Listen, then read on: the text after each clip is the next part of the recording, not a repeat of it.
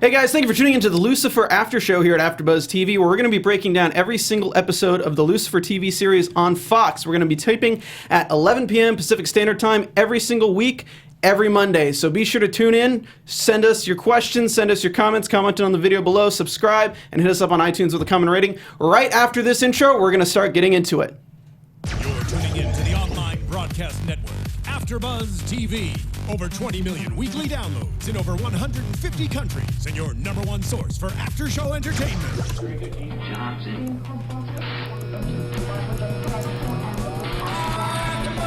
AfterBuzz TV, the destination for TV superfans. Producing after-shows for over 300 of your favorite TV shows, interviewing celebrities and showrunners, and bringing you behind-the-scenes exclusives. All thanks to E! Entertainment's Maria Menounos, producer Kevin Undergaro, and internet leader Akamai. Now, let the buzz begin! Hello guys, thank you for watching the Lucifer After Show here at AfterBuzz TV. I'm your host, Stephen Lemieux, and we're going to be breaking down the pilot today. Joining me today are my partners in crime, the PICs. Welcome to Lucifer's show. We have Samantha Benitz. Yes, you can find me on Instagram and Twitter at Samantha_Benitz. And of course, we have Isis Velaquez. Yes, you can find me at Isis Velaquez and the number 4 on Instagram, Twitter, and Facebook. And of course, you can find me on Twitter at Stephen Lemieux. That's STPHNLEMIUX, as well as doing all these shows on the Popcorn Talk Network. So go ahead and follow the Popcorn Talk as well. And you know what? Go ahead and give AfterBuzz TV a follow. This song is Cage the Elephant, Ain't No Rest for the Wicked. You guys have heard it.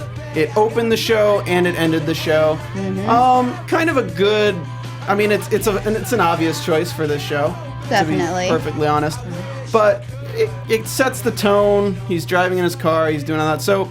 A little bit backstory on this show before we get into it. And a lot of people are going to be comic book fans watching this show. A lot of people are going to be watching us being like, oh my God, are they going to compare it to the comics? To be perfectly honest, I've read a little bit. I've read synopsises mostly of the comics. I know you guys haven't read the comics, which is fine. Mm-hmm. It's. I believe Fox usually likes to make their own things, so I'm not really worried about being spoiled by the comics or vice versa. So anything we say is not really spoiling the comics for you, and I don't think the comics will spoil the show for you. They're taking an entirely different direction, it seems. Lucifer was based, he's a character from the Sandman series, and then he eventually got his own comic book series called Lucifer. Who would have guessed that was the name they chose? And now they decided to make a pilot of the show. It was originally created by Tom Kapinos of Californication. So if you've seen Californication, you can... David Duchovny. Hell yeah. You can definitely see in this pilot some traces of that David Duchovny swag in the main character. Mm-hmm. Tom Kapinos is a brilliant writer. He kind of took a step back from the show after it got picked up. But it's executive produced by Len Wiseman, who does Sleepy Hollow currently, and now it's showrun by Joe Henderson from White Collar, which is a detective series. So it kind of has a lot of aspects of, you know, you got the supernatural guy, you got the detective guy, you got the creator with all the swagger. So all those elements should put together a pretty good product, hopefully. Hopefully, you know, that's the hope. That is the hope. So the show's starring Tom Ellis as Lucifer, Lauren German as Chloe Dancer, Leslie Ann Brand as Mazikeen, Kevin Alejandro as Dan, Rachel Harris as Linda, and D.B. Woodside as amenadiel. What do you think of... Here, let's go ahead and just say overall thoughts of the pilot right after viewing it. What did you think, Isis? Cute. Cute. And I don't mean cute like, oh, that's so cute. It was just, I wanted more. I don't know. I felt like I needed some more raw action, more raw emotion, more aggressiveness. Mm-hmm. I kind of a little bit more demon. Yes. So you're expecting it to be a lot darker. Yes. What about you, Sam? I agree. It was a little predictable. I mean, it was funny that they called him Lucifer Morningstar, which that's what his name means, Morningstar. So I thought, of course, they're going to make little puns throughout the entire pilot, which I thought was pretty good. I enjoyed some of them. I had a little laugh here and there.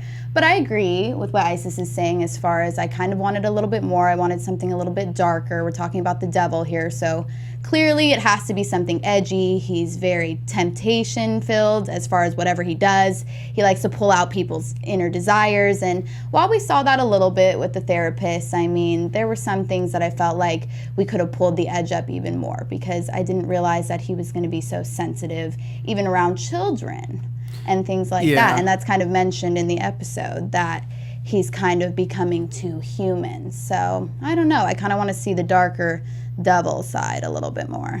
So it's interesting you say that, because I think the buildup of this series is to see where he goes. Right. And to see whether he'll revert back to dark demon side devil, or if he enjoys the human race. One of the things that kind of helped me with the show and made me like the show more is reading the backstory of this character that is Lucifer from the comics. Right.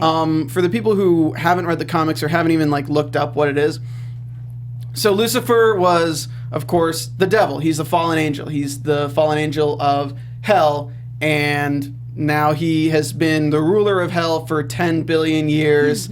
And is just kind of sick of being just the one in charge of everything, punishing people and doing that. So he's retired, which is kind of the story arc of why he goes to Los Angeles.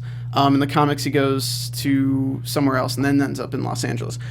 But the interesting part about the character that I found from reading about it is, and it puts a lot of the decisions they make in the show in perspective, knowing this, and that's the only reason I'm talking about the comics right now, guys, is his view towards who he is as an evil demon or as an angel, whatever you want to call them, fallen angel, evil demon, is he predestined to be an evil demon? Is he predestined to hate everything and be the one who punishes? Or is it part of God's plan for him to be the predestined evil one? And a lot of it is him.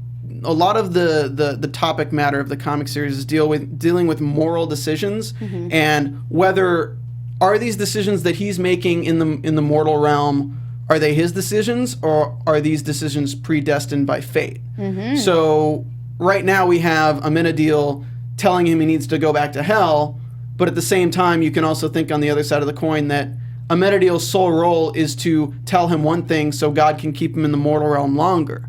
Right. So like that's the interesting thing is I think this is going to be one of those shows where there's going to be a gigantic twist towards the end of the season that if you rewatch all the episodes, everything's going to be like, oh, okay, that makes a little bit more sense.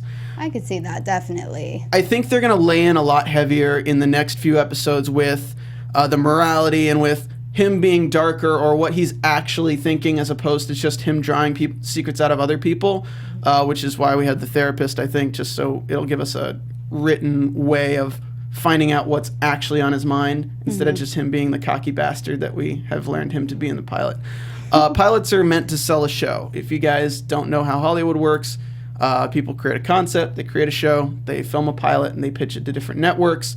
This one was obviously... let's hook them with this character and let's hook them with the tagline of, okay, is humanity rubbing off on the devil? Right. What happens if you submerge the devil in humanity? Does he become more human, or does he become more evil, or does he become an angel? So through him saving a woman who's unaffected by his charms, we'll see. That's interesting, especially because in Milton's Paradise Lost, the devil is sent there basically, or actually he sends himself. He offers to go himself down to the Garden of Eden where he meets up with Adam and Eve. And he goes specifically after Eve because she's the vain woman and basically is easier to his charms. So he pretty much targets her and changes form to ultimately get her to eat the apple. Which, to me, in this show, I'm feeling like Chloe will ultimately be the Eve he will have to tempt at some point. But we'll see. That's a little bit of the prediction section for you later. But I do see a lot of comparisons and juxtapositions between the two as far as what I've seen in the pilot so far. But if you hear at the beginning when they're having the session with the therapist, for some reason, Chloe, it does not fall for his charm. Yeah. And the therapist says, it bothers you. Yeah. It bothers you. Yep. And I think that's also going to be one of the reasons why he keeps on staying around. Yep. Because he's kind of like, it bothers him, but he's probably attracted to this woman that can't fall for anything. Him, yeah. That resists him. But at the same time, I think he likes her too.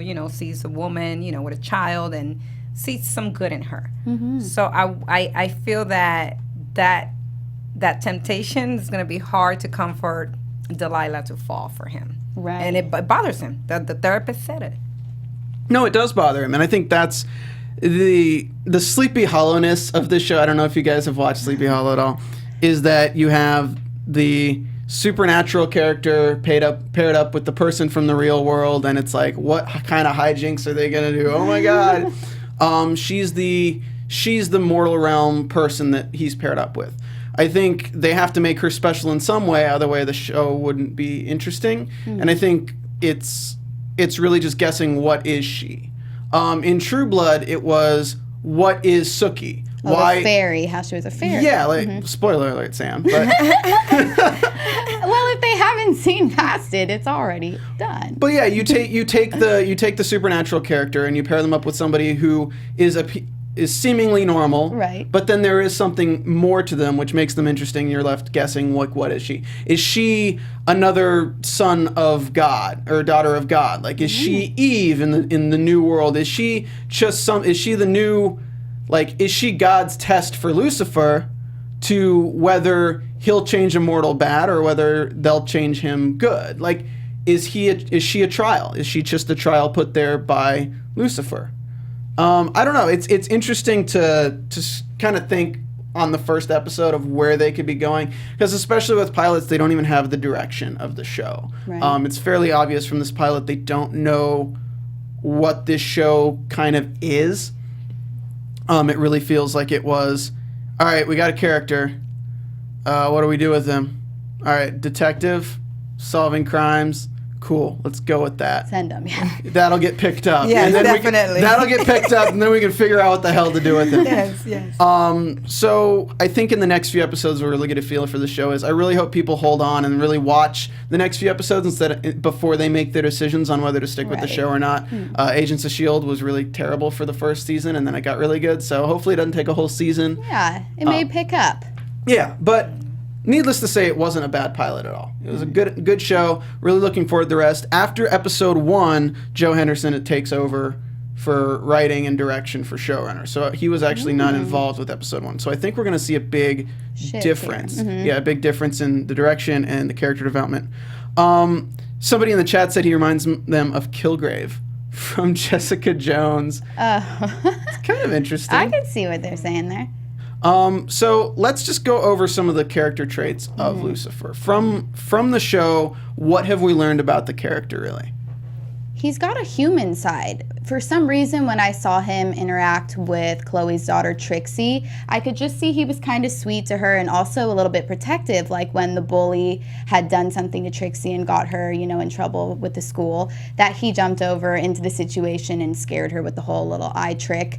And so to me, it kind of showed he has a human side there, and as well with Delilah initially, because he tells her, pull yourself together. You're wasting your talent, your life. So it seems like he really did care about this pop star who ended up murdered, but I don't know. It's hard to say if he loves these people or if he has ulterior motives for them, if he wants to torment their souls in hell ultimately, who really knows? But I really do see a lot of those humanistic sides that are kind of like bleeding into how he is, as far as he's very, he tries to pull out any bit of desire you may have. Anything secret, he's a little bit manipulative, as you can see with the whole scene with the actor, and he's kind of confronted with his wife with the whole cheating scandal and stuff like that. So he can clearly use his powers for good or bad. What about you, Isis? I think Lucifer is being very defiant to, hell. I think he's kind of like a little bit over or tired, or like, you know what, I'm going to do whatever I want to do. I don't want to go to hell. I don't want to be in hell right now. I just want to be on earth and just kind of play along and see what comes out. He's just going with the flow on earth, but he's being devious. He doesn't want to follow his calling. Right. So I don't know what went on in hell that he just doesn't want to go back, and he wants to just say, no, I'm not coming back. And so what went on? What happened? Why is he tired of being in hell? And he's just wants to come to earth and hang around. It semi reminds me of like a child who goes to the zoo for the first time. And they never want to leave the zoo. Because, I mean, their home is back in their home. They have all their responsibilities back home. They have to do chores. They have to they have to live with their parents and all that. But then the child goes to the zoo and he's like, I love these animals. I want to stay here. I want to see everything. I want to experience everything. He's a child in the aspect of all he's seen is the violence of humanity. If you were to look at a fire, like all you saw and all you knew of ants were fire ants, you'd be like, God, these things are annoying. Awful. I really hate these things. But then you go and you create an ant farm with black ants that don't hurt you or anything. You're like, hey, look at these things. Like, this is a really terrible analogy, but he's experiencing a different side of the human aspect. And I think where the show will go is kind of the faith in humanity kind of thing, where he's experienced the worst in humanity. Right now, he's playing with humans as if they're little pets. Like, he's just kind of treating them like they're ants and being like, oh, like, let's just play with aspects of their life. If I put my hand here, I know the ant's going to go this way, and let's just see what he does. Let's just play with their life a little bit.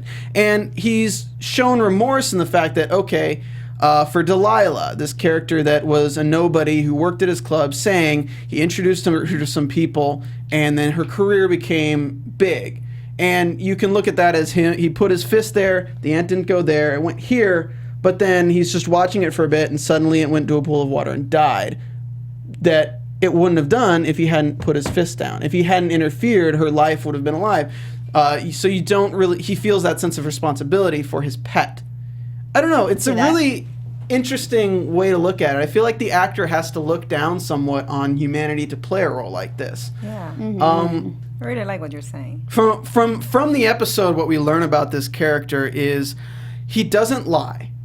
It's not an undercover thing of, hey, I'm undercover Satan. Let me pull out my pitchfork that I've hidden in the palm of my hand.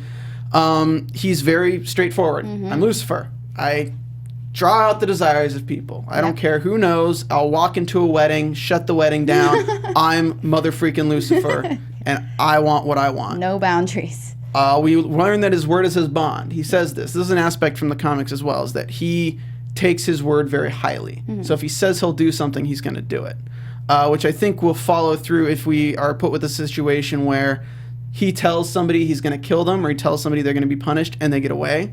And we'll leave to this thing where that's his sole function, is his sole like path to get there. And he said that he's going to eat amenadiel's heart. So I think he'll probably eat amenadiel's heart in this show.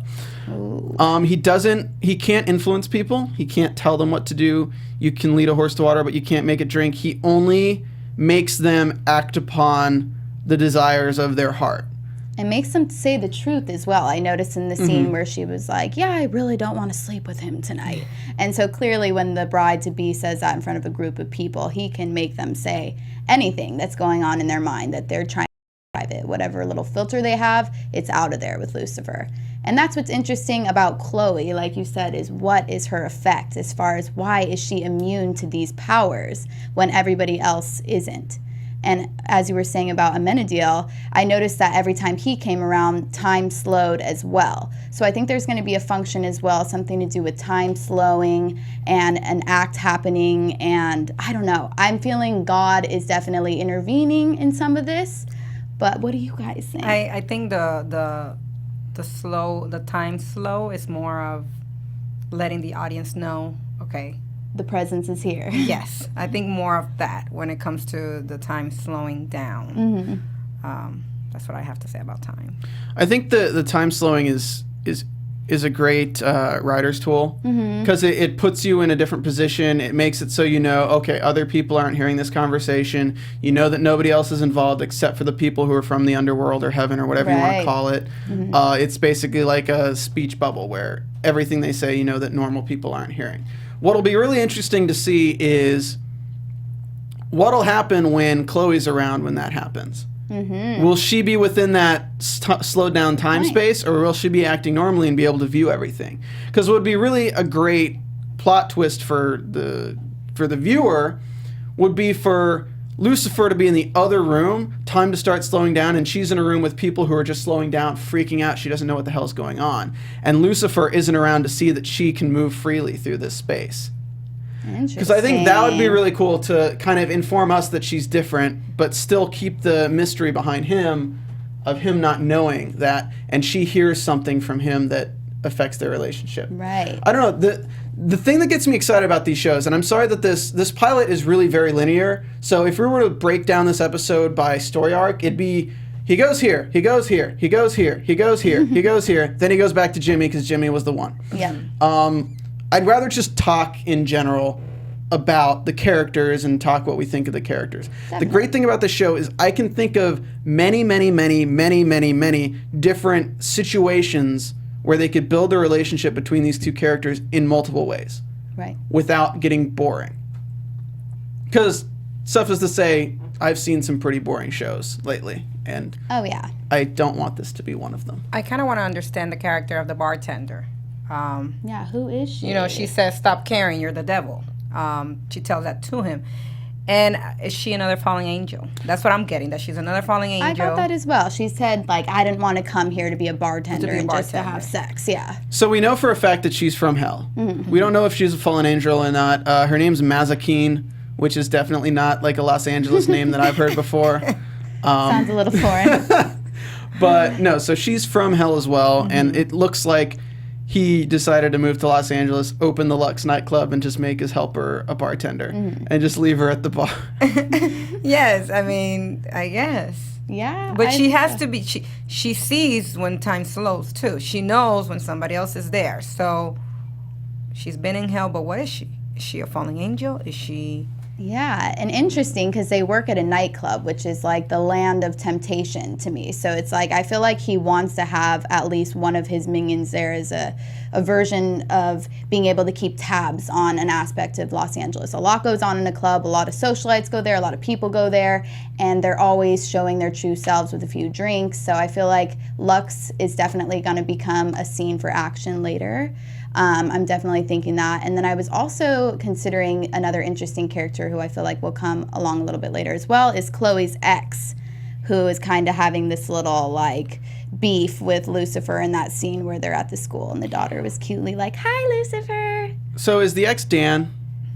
I think his name's Dan. Yeah. Yes, Kevin. Dan. I believe he's recast from the pilot. Oh, so next interesting. episode it's going to be a different actor playing him. Wow. Well, okay, thank you for good to letting us know. know. Yeah. Good So clarification for you. don't be alarmed when suddenly she has a different ex-husband next episode. Like, really? Yeah, but no, yeah, Dan's an interesting. I want to talk really quick about Mazakeen before we go off the topic of her, and look at the difference between her moral fiber and Lucifer's moral fiber, because there's a lot of wiggle room here to play with in that he's interested in humans.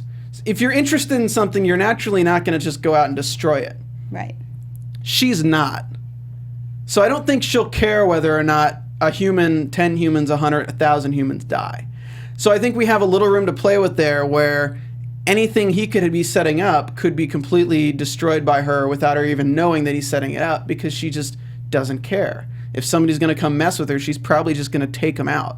And I think that'll be an interesting dynamic between those two characters, because he cares, she doesn't.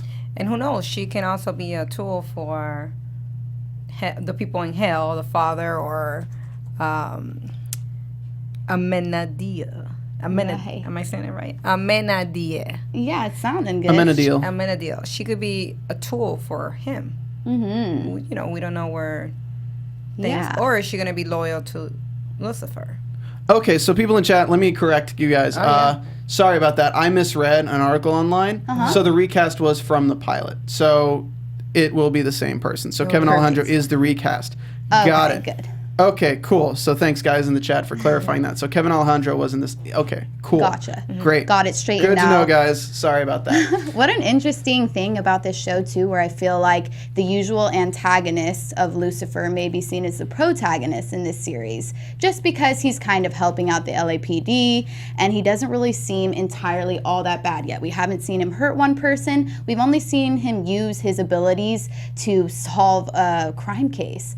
So, I mean, yeah, he does a few things here and there. He did hold that rapper, over the ledge. And Too vile. Yeah, too vile. So he's not a saint. Or the executive producer, the producer. And Jimmy at the end, he wasn't entirely nice to either. So clearly he does a few things, but I do think that he will serve as the protagonist, strangely enough, in this series, just along the way. Yeah, I believe he's the protagonist who doesn't give a damn about the greater good. Right. He only cares about what's interesting to him.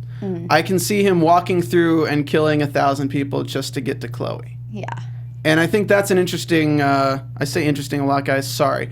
I think that's a cool point to bring up in the writing because it can turn her against him with him still being on her side. It can make her horrified by the things he's done while he's felt he has done nothing wrong. It can do a lot of cool stuff that I'm just imagining in my mind right now. I don't want to say it because it just makes me seem like a pompous douche. No, but what you're saying is valid to see in other episodes. Yeah. Her kind of just turning and saying, oh my God, what am I doing with this guy? But at the same time, maybe her in some aspect feeling not loyal, but I owe him because of this. So somehow she still kind of feels like indebted to him. Yes. Well, he does take favors. Yeah. And we've noticed that. People don't sell their soul to the devil. He just takes favors. So people owe him favors. And that was a sweet moment. I mean, we can break into a little bit of the episode and talk about what we kind of thought. So the first thing we see is we introduce him in the car. He's got the follow-on license plate. It's like, okay, right on the nose. Cute. Like, yeah. A little pun there. There's so many puns. Oh, I've just been with someone named Faith. It's ironic. He's retired. Am I the devil because I'm evil or because Dad says I was? The great scene with amenadiel. But right off the bat, you're introduced to amenadiel fairly quickly into this show. He pulls out his wings already. You're already like, okay, it's an angel. It's quite obviously an angel. Yeah. Do you think amenadiel hates him, or do you think amenadiel is only following orders? I think it's both. He's following orders, and he really does hate him. Maybe there's some kind of rivalry. After starting hatred. a war in heaven, you're not going to be seen as like the good guy there ever again. I feel like anytime you mess with God, it's not a good look. So I feel like anybody who's a follower of God and has been a loyal follower of God, they're going to stick true to always stand by his side. And so to me, it's like they wanted to love Lucifer. Like he was one of the 4 archangels originally.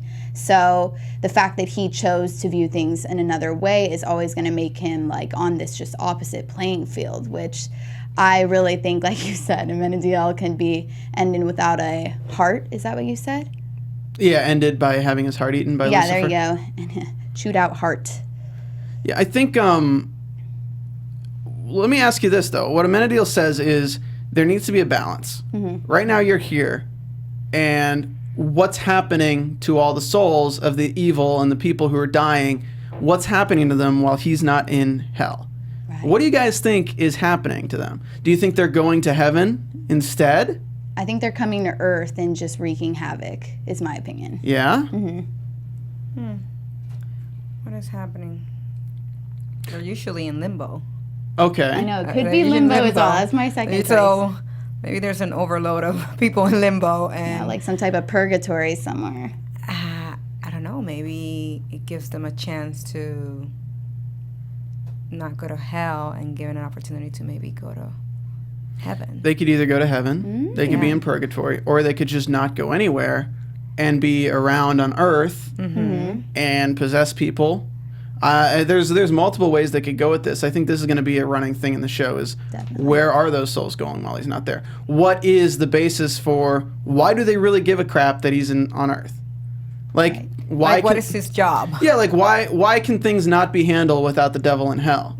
I mean, you could say they're just all going to hell and they're not being punished, but they're just chilling in hell. And like the people who died during this time are just like, man, this is pretty great. Like, my sins Lucifer's not here. He's not here. We're okay. And everyone in the back is like, I've been here 40 years. You suck. Exactly. Just wait till he gets back. We're introduced to the Delilah. She's a star. She's like the Britney Spears. Automatically, we're assuming something bad's going to happen to her because he's just taking so much of a liking to her. He's helped her with her career. He's interested in her. He's like, oh, all you have to do is my favor, girl. you just pull yourself together. It's like, it was like so cheesy. I really thought that she sold her soul to him originally, and I thought it was like another Faustus type of parallel where basically you sell your soul for some sort of like fame or notoriety, and then you realize in the end, darn it, shouldn't have done that. Now I'm dead, and my soul will, you know, spend the rest of its life. But if you look at what he said and what he's doing, he's helping her. Just get yourself together. You're gonna get in trouble. Like, what you're doing is just not right. Get yourself together. I know, but why would he want to help her? Is the interesting thing. Well, that's where what we're trying to figure out. Yeah. Why is he becoming so friendly with humans? And it could go back to what you said. He's like a kid playing in the zoo, and he likes his people. He likes what's going on. He'll never bring himself to their level. I mean, he's obviously better than humans. He obviously portrays that air of arrogance where he can do whatever he wants. He's got the gold ring. He's got the nice suit. He's got the nice car, limited edition Corvette. Like, he's got everything that he could want. So he's obviously not going to lower himself to their level. But it doesn't mean he can't just mess around with them a bit. Just observe, like, see what happens. Yeah, he's aware that humans succumb to their vices. And so it's like, because he doesn't have any desires like that to me, as far as, you know, needing to escape from reality or anything like that, he just seems immune to it all and can kind of just laugh at how silly it all seems for humans to, you know, possess the traits that they do. So I see that. He's at the zoo, and one of his favorite animals gets killed. It's hurtful. Like, like he's like, Alan McCord. Because I interacted with this little pet. I play with it. I saw it. I helped it. So yes, for him it was, you know, it was a loss. It was hurtful. Yeah. So she gets shot up. He walks over the car before the guy dies. I was really expecting some like Ghost Rider kind of thing where he's like, "Look into my eyes." Yes, me and, too. like, burns the guy's soul out. Of course, that's not how this show is.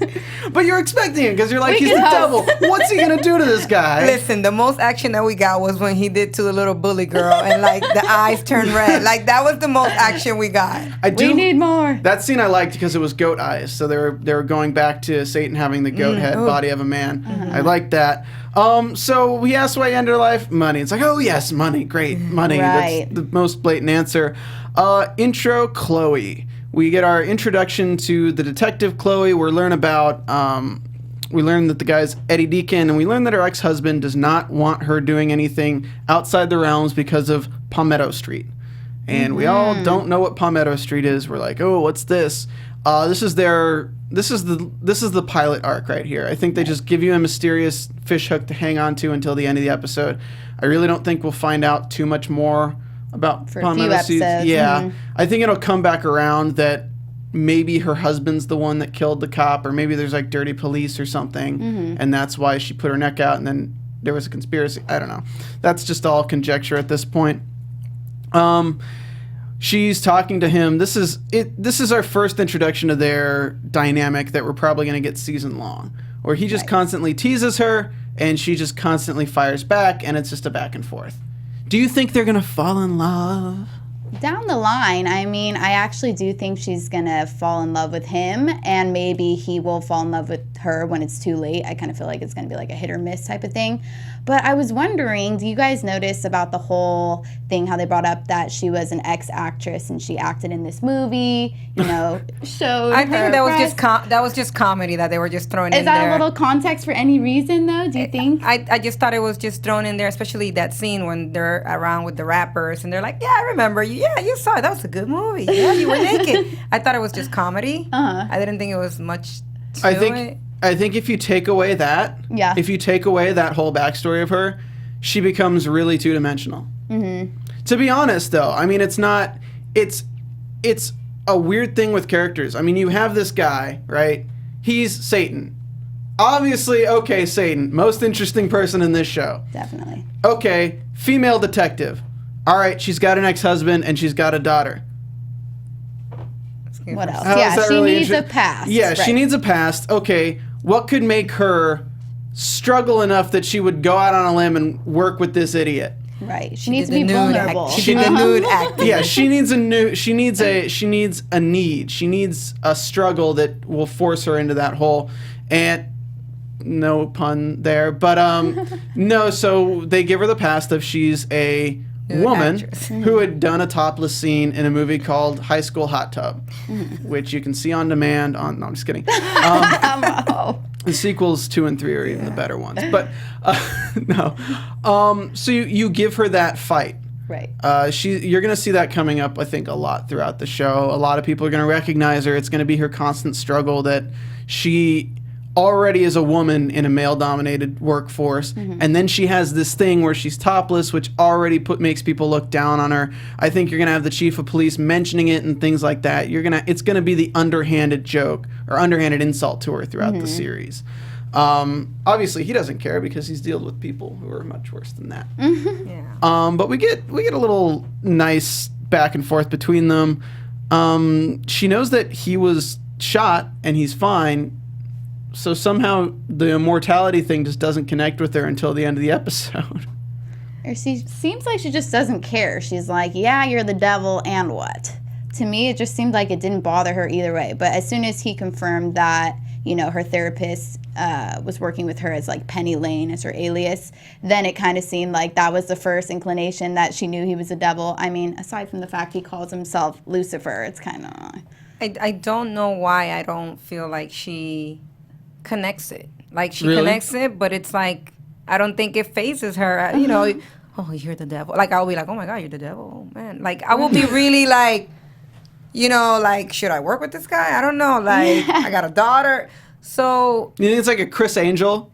Like, she's like, okay, this guy's like Chris Angel. All right, he's got some nifty tricks. Yeah. All right, cool. I'm not attracted to him. Apparently, this therapist really likes him. Mind freak. Yeah. So yeah, Not so impressed. I think she's just like kind of like, I don't know. I don't feel like she gets it yet. Like, I think there has to be a scene that she sees everything going on and she gets so spooked out, maybe him killing somebody, that she's like, okay. It reminded hits me of Bedazzled. Have you guys seen that movie with Elizabeth Hurley and Brendan Fraser? And in the first few minutes, she tries to prove to him that she's the devil, and he's like, not having it until it's down the line when some type of big action proves it. Yeah, I think that along the episodes, we might get to see that where she really connects, okay, this is a dangerous person, yet he's helpful and he's good to me, and you know, he's got my back in a strange way. Yeah, I don't know if I want to see a love connection. I don't think I want to see that. I kind of don't like. Yeah, I like them being the way they are. Yeah, I want to see like them just being very friendly, but I really want to see a dark side that it also takes her back and makes her like rethink it. But at the same time, I want to see the empathy from her towards him. Like, he's the devil, he does all this thing, but he's good. He's a good person. One of the character traits from the comics for Lucifer is that it's annoying to him that he's attained all these bad traits through what people view him as. Like the selling the soul to the devil, like he's the incarnate of sin. He's just the worst guy. He's evil. He's this. He's that. It's annoying to him. Misunderstood, huh? Exactly. So I think one of the interesting things in this episode is that she thanks him. And I think that's new to him. I think being thanked by somebody for anything is new to the devil, because he's viewed as terrible. The evil deity. He's the evil guy. He's not the devil's advocate. He's the devil. Right. So I don't know. I think we'll see a lot of that. It's weird to me. I always feel weird covering pilots, guys. I don't know about you guys. It's funny. We have a rule when people are applying to be hosts that they can't talk about a pilot episode in their application video, because I remember that. yeah, because honestly, it's just, you can't have an opinion on a pilot. You're literally just listing off characters. You're listing off what you think will happen, Right. and hoping you're right, but you don't really know, because right now we have some dynamics. But not all the materials we need to work with. Yeah, there's right? no foundation to build upon right now. So we're still just running through. So I always feel weird doing the pilots. I like the scene in Two Vial's house. I liked how he just doesn't even care. He just walks in and is like, sorry, he's in mourning. Tell him I've got some narcotics. I like the accent you're doing over there. I know, it's terrible. Watch out, Tom Ellis. Yeah, just wait till I get into the bad British accents. People will start paying money for me to shut up. we have the Two Vials house. It's a good hip hop name. They have the back and forth. I love the without blues there'd be no devil's music. I like the little throws to that. I loved in the church wedding the subtle thing with the priest knowing he's the devil. When the priest is just like, like Hail runs Mary, away. yes. I like the subtleties behind. And I really hope they don't get rid of those. We go forward to. Quick question: do you think the therapist knows he's the devil? Because she said, "Oh, you're the devil," like, and she's laughing. I know. Like there was. Do you think she? It's a card trick to people. I think It's a card trick. it's the psychological trait of if I hold a card in my hand, right, and I make it disappear, you've seen the card disappear. You know that this card was in my hand and now it's gone. So you automatically think, okay, he can make a card disappear. But do you think I'm a wizard? Even if I tell you I'm a wizard and I make a card disappear, are you still going to think, are you going to really believe that I'm a wizard? Right. Or Like- it's just a trick or Yeah, I mean, there's so much, humans are by definition skeptical. So, the more somebody says there's something, the more skeptical you're going to be, which is why it's funny that he just doesn't lie. He just says, I'm the devil. Because you would think, okay, if this was really the devil, would he be telling me he's the devil?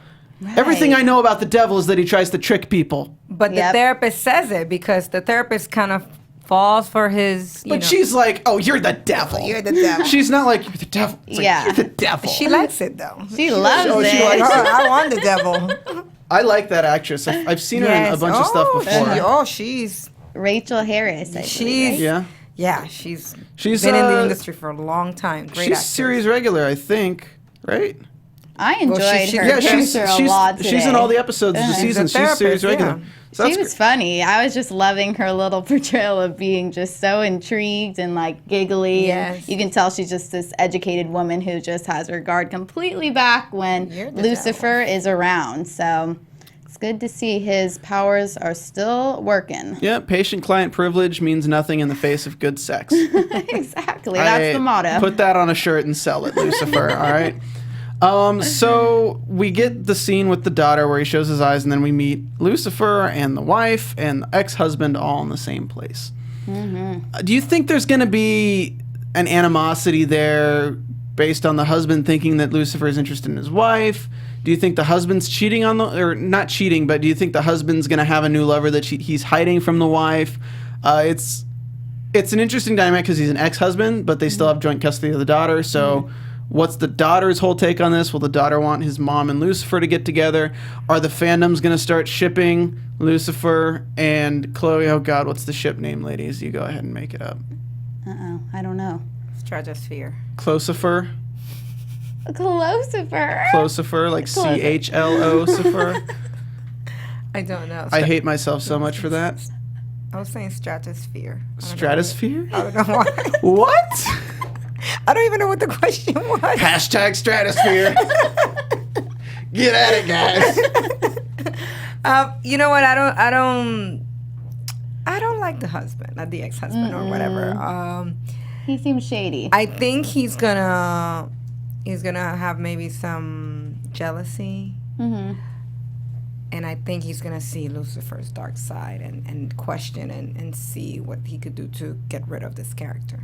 I agree. I think Dan's tendencies in the past were probably to mistreat Chloe a little bit here and there, and I really think Lucifer is going to be the guy who puts him in his place like nobody has before. And so I'm also feeling like Trixie's going to play a little bigger role than we're assuming now as well, because she's going to kind of see Lucifer possibly as like a father figure. I kind of got that vibe a little bit today, just how he protected her in the school and how when she was leaving for the school bus, you know, she waved to him goodbye and it was just this big, adorable, toothless smile. And so clearly like there's a bond already. But I do see a lot of Dan's shady antics just coming through his eyes and through his presence, ultimately, just with even the few scenes I saw so far. Do you think Dan is mistreating Trixie at all? I can't tell that part yet, but possibly. We don't want that. Yeah, we're hoping not. This- Then it's that's a going to go different all show hell then. breaks No, loose. The writers could do that. They could take that direction to put the animosity between Lucifer and the dad. I don't know. It's an interesting direction they could take. Yeah, it's kind of strong. Nobody likes to see. Who knows? I mean, Trixie was in trouble for being in a fight at school, so where did she learn that type of behavior? You know, Well, so both her parents are detectives. Yeah. Oh boy, I guess. But I don't think watching that. I don't want to see a kid being mistreated. Me neither. Let's hope not. Even if in a light Oh form. yeah, true. So I don't know if that's something that. Okay, I'll God, you. We'll retract. What do you think? This is Showtime, HBO? Like. You're right. It is Fox. Fox. Keep it light. Keep it light. They said hooker. Yeah, They taught a little girl hooker. They did. They did. I like that they told the dads, like, okay, you tell her what hooker is. Yeah. Real quick before we continue, guys, I want to remind all of our audience that all of you can help us out here. We do all these shows for free. They're all on iTunes. They're all on YouTube. The only thing we ask of you guys, which, you know, I'm sorry for asking for anything from you guys, because all I want to do is give you guys stuff, because that's all we do here. Just hit that thumbs up button on the YouTube video. Share it with your friends. Tell your friends about the show. If they like the show, tell them to join us live and talk about it. I'm in the chat. We got Sylvia Love. We got Ivan Soto. We got Boo69Ps. Vern C. Nice. Philip Baker. We got tons of people in the chat. So Mouse Dresden, just join us. Send your comments. You can tweet at us and let us know your comments throughout the week, and we'll respond to you guys, especially once we get to predictions. I'd love to talk to the fans about the predictions. But what you can also do, go to iTunes.com, or no, just open your iTunes app. Everybody has iTunes now, and search AfterBuzz Lucifer. It'll be the podcast that pops up. Click on it, leave us 5 stars, leave us a rating, and leave a comment telling us what you think. If you leave a comment, we're going to give you a shout out live on the show, and we'll read your comment. So there is no reason why you shouldn't do this, aside from whether you hate us, which I don't know why you would, but it's been known to happen. Wink, wink. No, but guys, go ahead and do that. Help us out. And we're almost out of time, so we're going to just go ahead and talk a little bit about anything else we want to talk about. I like the last scene with the production studio. This is the climax of the episode where they find out that Jimmy was the one, because the watch. Oh, I like the actor too, where he was like, oh yeah, and I was sleeping with her, and the wife's like, well, I was sleeping with your bodyguard. I climbed him like a tree. I like that. Yeah. Lots of sex in this episode, but when you're dealing with desire, sex is a big desire for lots of people. But yeah, Jimmy gets shot by her because he's putting a gun to one of the talent's heads. Lucifer's yelling at her profusely for killing him because Lucifer really wanted to punish him. He really wanted to really mess with him. And an interesting thing was said here is she says, well, he's dead now. He's going to go down to where he deserves and get the punishment there. And Lucifer says, no, he's not. Because he's not there, I'm assuming, there. right? So the what tormented happens souls, to him? What's happening? Will they ever be tormented? Will they be punished? Because normally if a guy is going to do all sorts of terrible things, like have somebody murdered, he'd go to hell. I'm guessing. Conjecture at this point. I'm not very religious. Right? I wouldn't know. He would go to hell, I would think. So she's assuming she kills him. He goes to hell. He's tormented for the rest of his afterlife. Lucifer says no. He won't be punished. So now we know that Lucifer is needed in hell because people are not being tortured like they should. You sound really evil saying that. People are not being tortured like they should. Yes, it's the truth. So, you know, I'm glad you brought that up because now I'm like, okay, he's really needed in hell. So I'm going to be with amenadiel and wanting him to come down. Because now we keep on asking ourselves, what is happening with those souls? Do they stay alive and continue being bad people? Right. I mean, in the Bible, Lucifer is a prosecutor. It's brought up in the book of Job. And so I do agree with you there as far as he's probably needed down there, even in this series, to kind of just keep things the way they need to be and to restore order kind of in a world where everybody makes these decisions and you base your life on sinning or being a good person, and it kind of teaches the later generations the same lessons. So what happens if nobody's learning the lessons in their former years? But then again, nobody tells us what happens after death anyways, really. Can we ask the audience to, like, on the YouTube comments, to comment and let us know what do they think what happens to the souls that are not being punished? What's happening with them? Are they going to hell? Are they staying in limbo? What is your whole take on the people that are not being punished because Lucifer is on earth playing around what happens to those people. If you guys have any ideas, any thoughts, please let us know on YouTube on the comment section. Yeah, definitely. Yeah. Yeah, I don't know. I don't really know what's gonna happen. I will say it was crazy to see the reflection of Satan in the glass, which was nice when he decides to punish himself, which we don't even know what he did to the guy. Cuts Exactly. away, she just sees him being shot and being fine, and then taking the guy, and she's out at that point. And then she wakes up and he's like, "You've been out for 3 years." I'm just messing with you. You're fine. She's like, "You jerk." You jerk. She would look so much worse than she looked. She was shot 3 times in the side, and she wakes up in the hospital. "Look at my sexy hair, my sexy makeup. Oh, my daughter just jumped on my side," and it's like, "Oh no!" You'd be like, "Oh, that would hurt so bad." Blood squashing because Yeah, the you'd be wound. like, all right, you'd be yelling at your daughter at that point. You'd be like, Trixie. "Get out of here, Trixie!"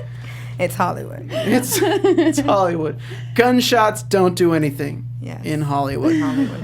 Okay, I mean, that's the episode, guys. I'm excited for the next episode to really have more build upon these characters. Plus, with the pilot, you don't know where they're actually taking the show, so anything is really just conjecture. Would you guys like to get into news and gossip? Definitely. I read a little controversy after this. Okay, now you're intrigued, people. Okay, so on May 28, 2015, the AFA website 1 Million Moms launched a petition to prevent the show's airing, so it actually was not going to happen. The petition once said the new series would glorify Satan as a caring, likable person in human flesh. So, of course, that's kind of a controversial subject. 1 Million Moms posted the petition on the aforementioned date, and 27,800 people, 85, I'm sorry, people have asked Fox to cancel the program by signing the petition, but the petition has since been removed, clearly, since it aired today, so it kind of was squashed and ran over, considering I think they're going to try to show a few good sides of Lucifer, potentially. So how did it get on TV? We will find out, but as far as what we see in the pilot, it looks like we're going to see a little bit of humanity in the devil himself, so... You did that totally like newscaster I know, style. right? I was like, Oh, yeah. I was like, "Where's the teleprompter?" Oh, yeah. we are going to like Lucifer. See? Yeah, I mean, I think their complaints are unfounded. I think literally out of all the shows on TV, you're going to be complaining about this one. Like, really, like, I think Yeah. if people want to complain, you're welcome to complain, but nobody has to listen to you. Even if there's 30,000 of you, shut up. I don't care. Nobody has the right to not be offended by something. Deal with it. I mean, you got HBO, Showtime, you know, Yeah. all You have sorts worse of stuff going on. I mean, you had nowadays. Constantine. You Yeah. had that show. You have so many movies with the devil and portraying. Bedazzled, you know. Yeah, Mhm. Little Nicky. You can't forget about Little Nicky. He was was the a son good of the devil. Oh, you hit me with a shovel. I mean, that was a great movie. I think that was a prequel to this. No, I'm just kidding. One little note, real quick. In the comics, when he leaves hell, it's not like a spur of the moment thing, like, oh, I'm just gonna leave. It's he put 2 people in charge of hell and then left. Right. So I don't know if they're gonna hold true to that. That I really don't I really don't think that's a spoiler at all, people, because there's no way they're gonna take this show to hell. And But that would be cool to see who's in hell taking charge of. Yeah, No. we want to see a little glimpse of hell, I think. I do. I wanna do. I want to see Lucifer let loose. There we go. Let's go ahead and move into predictions. And now, your AfterBuzz TV. Vern C says 1 Million Moms needs to go away. We already have the Kardashians. We have more shows. We already have other shows we need to get off the air. That's true. There you go. My prediction for Lucifer is a real battle with amenadiel. Like a real, like action. Like, I want to see this, maybe the whole eating the heart out. Eat your heart out. Something like that. You know, I want to, that's what I see. I see, like, the buildup of him coming back. Hey, you got to get back. You got to get back, Lucifer. No. And then just something explodes and, like, a real fight action. Maybe in that slow time, maybe Chloe can see that. Or the child. Oh, that would be really, like, what if the child can see that? Because the child also likes Lucifer. Yep. Remember, children are supposed to be more psychic and they're supposed to see. So What if amenadiel kills the child? Okay, Wow. that's it. That's it, okay? I'm just kidding. This is Fox. 1,000 moms are going to come back. They're going to come back, okay? You guys, for you. You guys haven't done an after show with me. Anyone who's watching from Sleepy Hollow or anything knows that I come up with the craziest theories about anything. Right. And there's nothing too crazy because I think a good writer will find all the crazy theories and make the best one out of them. Absolutely. Because if you think of 20 crazy things and they use 3 of them, it means that they're actually thinking. If they go for the obvious, I don't like the show. Right. So what do you think's going to happen, Sam? I'm feeling like amenadiel also is going to intervene and kind of pull Lucifer back down to hell at an inconvenient time. For some reason, I feel like God will only intervene when a certain situation is, happening, and I'm feeling like he's going to be sent there, and either the tormented souls will be there or not, depending on what's ever happened to them. And then also, I'm predicting a sort of romantic bond with Chloe and Lucifer kind of growing, in the next few episodes. Despite her being annoyed and put off by him at times, she's gonna find him endearing down the line. What do you think the Force is gonna think of Lucifer? The Force? The Force, like the police force, like people. Because are we in Star Wars? May the Force be with Lucifer. Yoda would like it. No. What do you think the police department's gonna think of her working with this guy who claims to be Lucifer? Ooh, they're not gonna like it at first, but then he's gonna figure out something that they need, and then they're gonna realize, he might be an asset. That's my prediction. I don't think the cops are going to be too involved. I don't think. It's a detective story. Yeah, but okay, maybe. I don't know. All right. Well, I've already talked about my predictions kind of throughout the entire thing because I'm a motor mouth. But let me just predict a few things for you guys. One of these days, we're going to have the showrunner in here. He's already said that he wants to come on the show. He came in for Graceland when I was hosting that, so I'd love to get him back. And then we're going to try to get some of the cast in here because some of them are in Hollywood, so why not? And otherwise, just have them Skype in. Guys, if you want them on here, you should just tweet at them to tell them to come on the show. Again, tell a friend, hit that thumbs up, hit that subscribe button, and come back next week where we'll be doing episode 2, which will be at Monday at 11 p.m. Pacific Standard Time. In the meanwhile, if you'd like to ask us questions about Lucifer or what other shows we're doing or whatever you want, or if you have any questions about Popcorn Talk Network for me, you can find me on Twitter at Stephen Lemieux. That's StephenLemieux. I'll also be doing the Better Call Saul and Sleepy Hollow after shows coming up soon. Where can we find you two lovely ladies on the social media sphere? You can find me on Instagram and Twitter at Samantha_Benitz. And you can find me, Isis Velaquez, and the number 4 on Twitter, Instagram, and Facebook. All right, guys, thank you for tuning in to the Lucifer After Show. We'll be here next week for episode 2. We'll see you then. From executive producers Maria Menounos, Kevin Undergaro, Phil Svitek, and the entire AfterBuzz TV staff, we would like to thank you for listening to the AfterBuzz TV network. To watch or listen to other after shows and post comments or questions, be sure to visit AfterBuzzTV.com. I'm Sir Richard Wentworth, and this has been a presentation of AfterBuzz TV. Buzz. See you later. The views expressed herein are those of the hosts only and do not necessarily reflect the views of AfterBuzz TV or its owners or principals.